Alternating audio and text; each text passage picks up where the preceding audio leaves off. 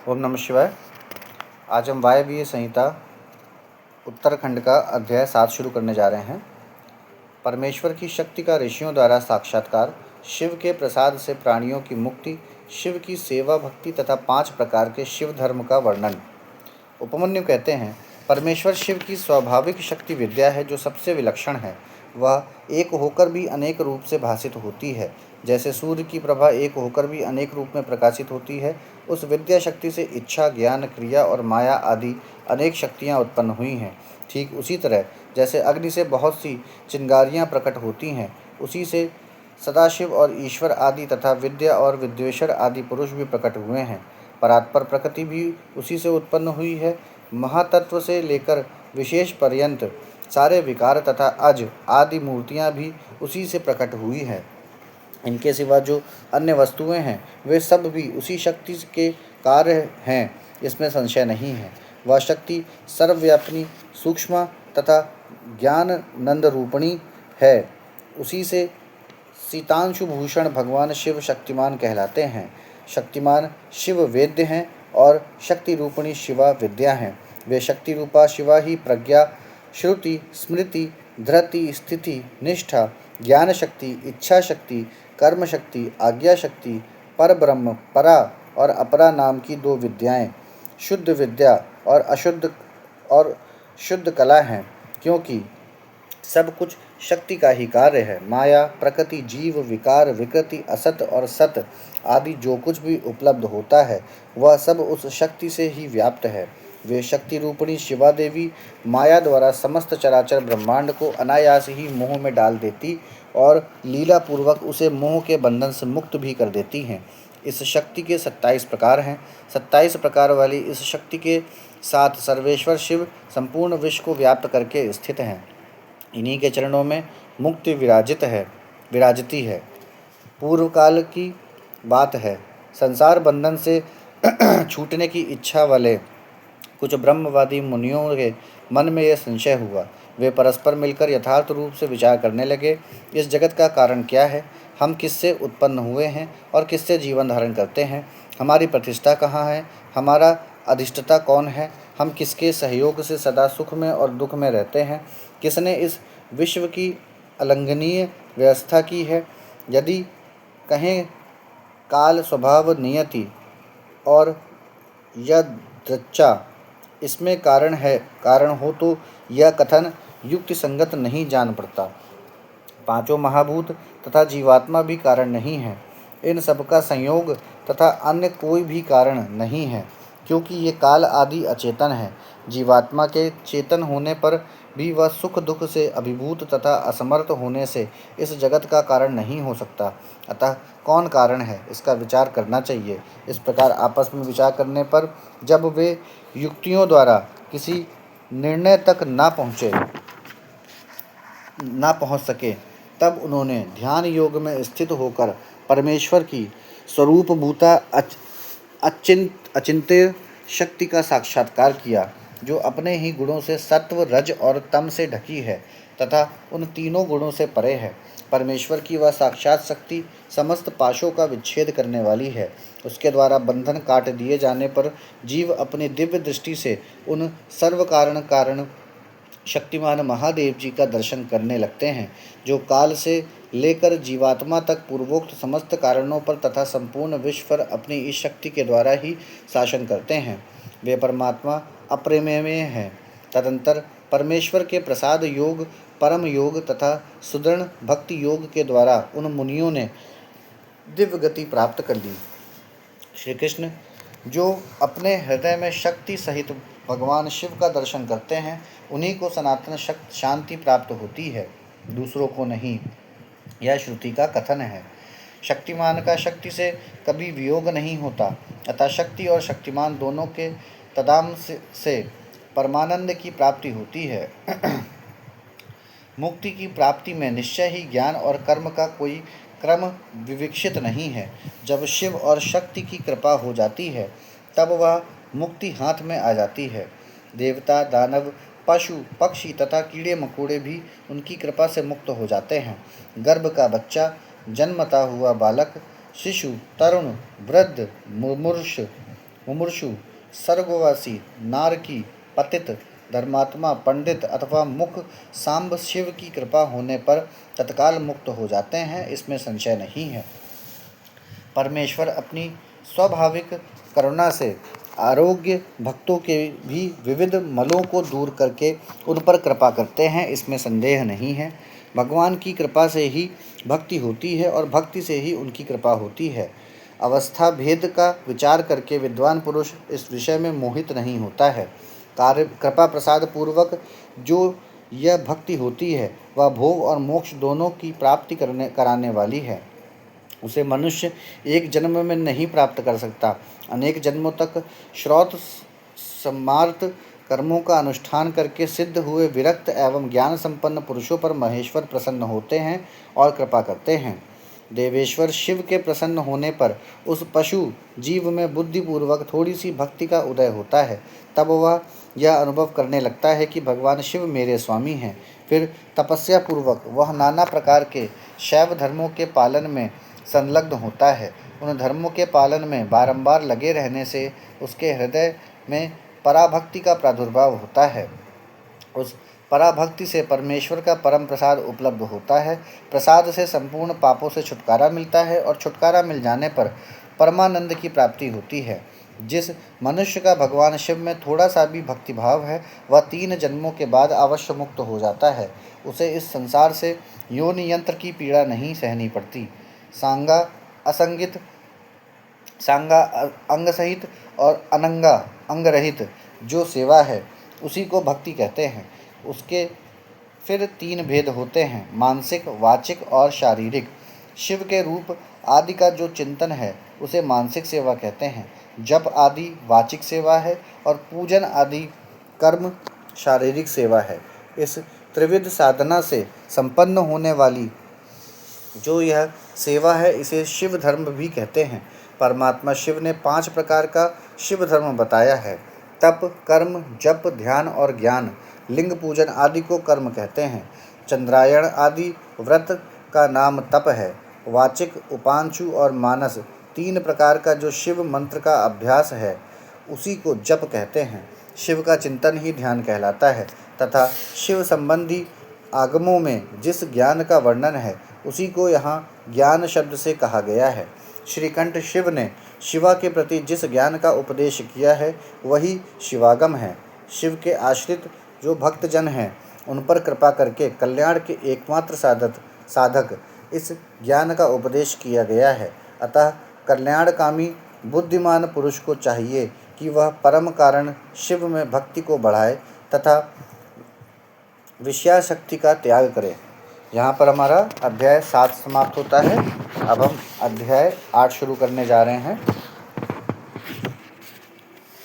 शिव ज्ञान, शिव की उपासना से देवताओं को उनका दर्शन, सूर्यदेव में शिव की पूजा करके अर्धदान की विधि तथा व्यवसावतारों का वर्णन।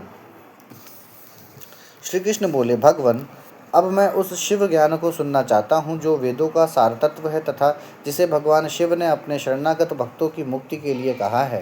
प्रभु शिव की पूजा कैसे की जाती है, पूजा आदि में किसका अधिकार है तथा ज्ञान योग आदि कैसे सिद्ध होते हैं। उत्तम व्रत का पालन करने वाले मुनीश्वर, यह सब बातें विस्तार पूर्वक बताइए। उपमन्यु ने कहा, भगवान शिव ने जिस वेदोक्त ज्ञान को संक्षिप्त करके कहा है वही शैव ज्ञान है। वह निंदा, स्तुति आदि से रहित तथा श्रवण मात्र से ही अपने प्रति विश्वास उत्पन्न करने वाला है। यह दिव्य ज्ञान गुरु की कृपा से प्राप्त होता है और अनायास ही मोक्ष देने वाला है। मैं उसे संक्षेप में ही बताऊंगा क्योंकि उसका विस्तार पूर्वक वर्णन कोई कर ही नहीं सकता। पूर्व काल में महेश्वर शिव सृष्टि की इच्छा करके सत्यकार कारणों से नियुक्त हो स्वयं ही अव्यक्त से व्यक्त रूप में प्रकट हुए। उस समय ज्ञान स्वरूप भगवान विश्वनाथ ने देवताओं में सबसे प्रथम देवता वेदपति ब्रह्मा जी को उत्पन्न किया। ब्रह्मा ने उत्पन्न होकर अपने पिता महादेव को देखा तथा ब्रह्मा जी के जनक महादेव जी ने भी उत्पन्न हुए ब्रह्मा की ओर स्नेहपूर्ण दृष्टि से देखा और उन्हें सृष्टि रचने की आज्ञा दी। रुद्रदेव की कृपा दृष्टि से देखे जाने पर सृष्टि के सामर्थ्य से युक्त हो उन ब्रह्मदेव ने समस्त संसार की रचना की और पृथक पृथक वर्णों तथा आश्रमों की व्यवस्था की। उन्होंने यज्ञ के लिए सोम की सृष्टि की। सोम से द्युलोक का प्रादुर्भाव हुआ। फिर पृथ्वी, अग्नि, सूर्य, यज्ञ में विष्णु और सचीपति इंद्र प्रकट हुए। वे सब तथा अन्य देवता रुद्राय पढ़कर रुद्रदेव की स्तुति करने लगे। तब भगवान महेश्वर अपनी लीला प्रकट करने के लिए उन सबका ज्ञान हरकर प्रसन्न मुख से उन देवताओं के आगे खड़े हो गए। तब देवताओं ने मोहित होकर उनसे पूछा, आप कौन हैं? भगवान रुद्र बोले, श्रेष्ठ देवताओं, सबसे पहले मैं ही था। इस समय भी सर्वत्र मैं ही हूँ और भविष्य में भी मैं ही रहूँगा। मेरे सिवा दूसरा कोई नहीं है। मैं भी अपने तेज से संपूर्ण जगत को तृप्त करता हूँ। मुझसे अधिक और मेरे समान कोई नहीं है।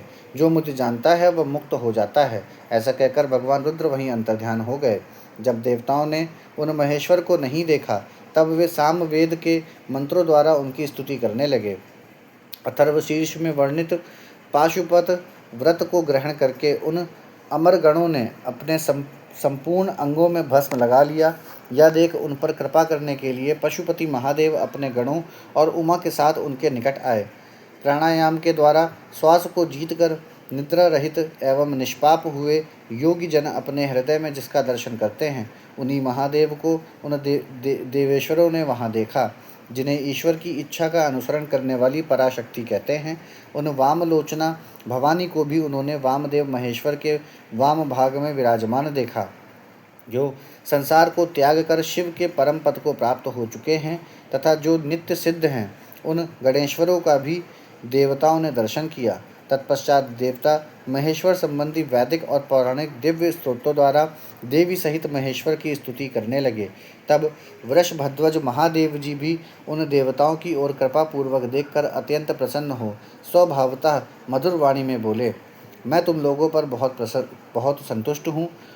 उन प्रार्थनीय एवं पूज्यतम भगवान वृषभध्वज को अत्यंत प्रसन्नचित्त जान देवताओं ने प्रणाम करके आदरपूर्वक उनसे पूछा। देवता बोले, भगवान, इस भूतल पर किस मार्ग से आपकी पूजा होनी चाहिए और पूजा में किसका अधिकार है, यह ठीक ठीक बताने की कृपा करें। तब देवेश्वर शिव ने देवी की ओर मुस्कुराते हुए देखा और अपने परम घोर सूर्यमय स्वरूप को दिखाया। उनका वह स्वरूप देखकर ऐश्वर्य गुणों से संपन्न सर्व तेजों में सर्वोत्कृष्ट तथा शक्तियों, मूर्तियों, अंगों, ग्रहों और देवताओं से घिरा हुआ था। उसके 8 भुजाएं और 4 मुख थे। उसका आधा भाग नारी के रूप में था। उस अद्भुत आकृति वाले आश्चर्यजनक स्वरूप को देखते ही सब देवता यह जान गए कि सूर्यदेव, पार्वती देवी, चंद्रमा, आकाश, वायु, तेज, जल, पृथ्वी तथा शेष पदार्थ भी शिव के ही स्वरूप हैं। संपूर्ण चराचर जगत शिवमय ही है। परस्पर ऐसा कहकर उन्होंने भगवान सूर्य को अर्घ्य दिया और नमस्कार किया। अर्घ्य देते समय वे इस प्रकार बोले, जिनका वर्ण सिंदूर के समान है और मंडल सुंदर है, जो सुवर्ण के समान कांतिमान आभूषणों से विभूषित हैं, जिनके नेत्र कमल के समान हैं, जिनके हाथ में भी कमल हैं, जो ब्रह्मा, इंद्र और नारायण के भी कारण हैं, उन भगवान को नमस्कार है।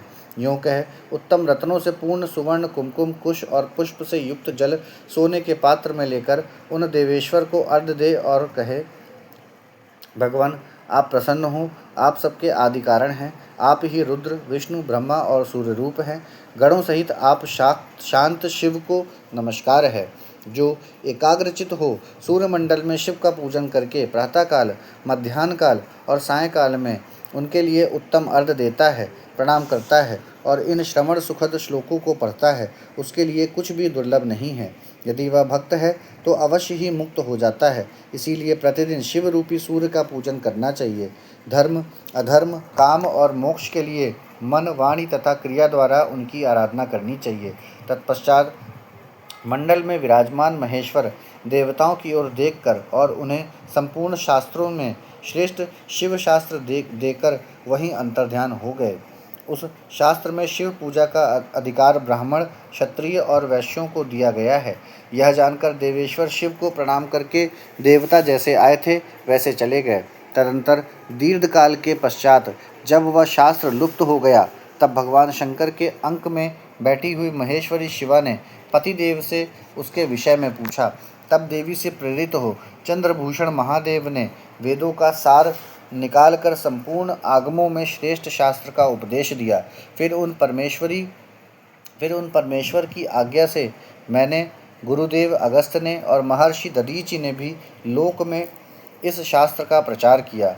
शूलपाणी महादेव स्वयं भी युग युग में भूतल पर अवतार ले अपने आश्रित जनों की मुक्ति के लिए ज्ञान का प्रसार करते हैं। ऋभु, सत्य, भार्गव, अंगीरा, सविता, मृत्यु, इंद्र, मुनिवर वशिष्ठ, सारस्वत, त्रिधामा, मुनिश्रेष्ठ त्रिवृत्र, शततेजा, साक्षात धर्म स्वरूप नारायण, स्वरक्ष, बुद्धिमान आरुणि, कृतंजय, भरद्वाज, श्रेष्ठ विद्वान गौतम, वाचश्रवा मुनि, पवित्र सूक्ष्मायणी, तृणविंदु मुनि, कृष्ण, शक्ति, शाक्तेय, पाराशर, उत्तर, जातुकर्ण्य और साक्षात नारायण स्वरूप कृष्ण द्वैपायन मुनि, ये सब व्यासावतार हैं। अब क्रमशः कल्प योगेश्वरों का वर्णन सुनो। लिंग पुराण में द्वापर के अंत में होने वाले उत्तम व्रतधारी व्यासावतार तथा योगाचार्य अवतारों का वर्णन है। भगवान शिव के शिष्यों में भी जो प्रसिद्ध है उनका वर्णन है। उन अवतारों में भगवान के मुख्य रूप से 4 महातेजस्वी शिष्य होते हैं। फिर उनके सैकड़ों हजारों शिष्य प्रशिष्य हो जाते हैं। लोक में उनके उपदेश के अनुसार भगवान शिव की आज्ञा पालन करने आदि के द्वारा भक्ति से अत्यंत भावित हो भगवान भाग्यवान पुरुष मुक्त हो जाते हैं। यहाँ पर हमारा अध्याय 8 समाप्त होता है। अब हम अध्याय 9 शुरू कर रहे हैं। शिव के अवतार, योगाचार्य तथा उनके शिष्यों की नामावली। श्री कृष्ण बोले, भगवान समस्त युगावर्तों में योगाचार्य के व्याज से भगवान शंकर के जो अवतार होते हैं और उन अवतारों के जो शिष्य होते हैं उन सब का वर्णन कीजिए। उपमन्यु ने कहा, श्वेत, सुतार, मदन, सुहोत्र, कंकलौगाक्षी, महामायावी, जोगी शव्य, दधिवाह, ऋषभ मुनि, उग्र, अत्रि, सुपालक, गौतम, वेदशिरा मुनि, गोकर्ण, गुहावासी, शिखंडी, जटामाली, अट्टहास, दारुक, लांगुली, महाकाल, शूली, दंडी, मुंडीश, सहिष्णु, सोम शर्मा और नकुलीश्वर, ये वाराह कल्प के इस 7वें मनवंतर में युग क्रम से 28 योगाचार प्रकट हुए हैं। इनमें से प्रत्येक के शांत चित्त वाले 4 शिष्य हुए हैं जो श्वेत से लेकर ऋष्य पर्यंत बताए गए हैं। मैं उनका क्रमशः वर्णन करता हूँ, सुनो। श्वेत, श्वेतशिख, श्वेताशव, श्वेतलोहित, दुदुम्बी, शतरूप, त्रिचिक, केतुमान, विकोश, विकेश, विपाश, पाशानाशन, सुमुख, दुर्मुख, दुर्गम, दुरितक्रम, संतकुमार, सनक, सनंदन, सनातन, सुदामा, विरजा, शंख, अंडज, सारस्वत, मेघ, मेघावह, सुवाहक, कपिल, आसुरी, पंचशिख, वाष्कल, पराशर, गर्ग, भार्गव, अंगीरा, बलबंधु, निरामित्र, केतुश्रृंग, तपोधन, लंबोदर, लंबात्मा, लंबकेशक, सर्वज्ञ, समबुद्धि, साध्य, सिद्धि, सुधामा, कश्यप, वशिष्ठ, विरजा, अत्रि, उग्र, गुरुश्रेष्ठ, श्रवण, अभिष्ठक, कुणी, कुड़बाहु, कुशशीर, कुनेत्रक, काश्यप, उष्णा, चव्यन, बृहस्पति, उत्थत्य, वामदेव, महाकाल, महानील, वाचाश्रव, सुवीर, श्यावक, यतीश्वर, हिरण्यनाभ, कौशल्य, लोकाक्षी, पुथुमी, सुमंतु, जैमिनी, कुबंधु, कुशकंधर, प्लक्ष, दर्भायणी, केतुमान, गौतम, भल्लवी, मधुपिंग, श्वेतकेतु, उशिज, बृहदशव, देवल, कवि, शालिहोत्र, सुवेश, युवनाशव, सारद्वसु, छगल, कुंभकर्ण, कुंभ, प्रबाहुक, उकूल, विद्युत, शंबुक, आशवलायन, अक्षपाद, कणाद, उलूक, वत्स, कुशिक, गर्ग, मित्रक और रुष्य ये योगाचार्य रूपी महेश्वर के शिष्य हैं। इनकी संख्या 112 है। ये सब के सब सिद्ध पाशुपत हैं। इनका शरीर भस्म से विभूषित रहता है। यह संपूर्ण शास्त्रों के तत्वज्ञ, वेदांगों के पारंगत विद्वान, शिवाश्रम में अनुरक्त, शिव ज्ञान प्रायण, सब प्रकार की आसक्तियों से मुक्त, एकमात्र भगवान शिव में ही मन को लगाए रखने वाले, संपूर्ण द्वंद्वों को सहने वाले, धीर, सर्वभूत हितकारी, सरल, कोमल, स्वस्थ, क्रोध शून्य और जितेंद्रिय होते हैं। रुद्राक्ष की माला ही इनका आभूषण है। इनके मस्तक त्रिपुंड से अंकित होते हैं। उनमें से कोई तो शिखा के रूप में ही जटा धारण करते हैं, किन्हीं के सारे केश ही जटा रूप होते हैं। कोई कोई ऐसे हैं जो जटा नहीं रखते हैं और कितने ही सदा माथा मुड़ाए रहते हैं। वे प्रायः फल मूल का आहार करते हैं, प्राणायाम साधन में तत्पर होते हैं। मैं शिव का हूँ, इस अभिमान से युक्त होते हैं, सदा शिव के ही चिंतन में लगे रहते हैं। उन्होंने संसार रूपी विश्व वृक्ष के अंकुर को मथ डाला है। वे सदा परम धाम में जाने के लिए ही कटिबद्ध होते हैं। जो योगाचार्यों सहित इन शिष्यों को जान मानकर सदा शिव की आराधना करता है, वह शिव का सायुज्य प्राप्त कर लेता है। इसमें कोई अन्यथा विचार नहीं करना चाहिए। यहाँ पर हमारा अध्याय 9 समाप्त होता है। ओम नमः शिवाय।